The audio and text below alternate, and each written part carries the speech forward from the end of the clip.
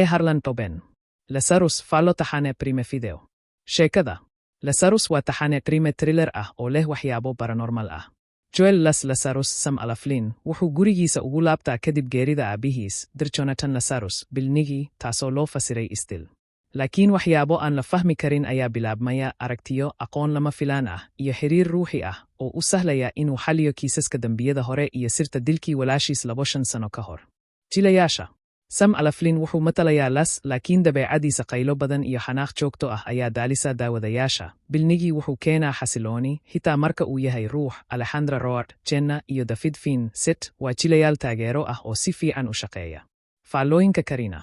Waxay jeceshahay fikradda paranormalka, laakiin waxay ka niyad jabtay sheekada iyo dabeecadaha qaar. Waxay sheegtay in qaylada ay aad u badan tahay, taasoo ka dhigaysa daawashada mid culus. Inkastoo ay jeceshahay taxanayaasha Harlan Coben guud ahaan, Lazarus waxay u aragtaa mid ka mid ah kuwa aan u shaqaynin sida la filayay.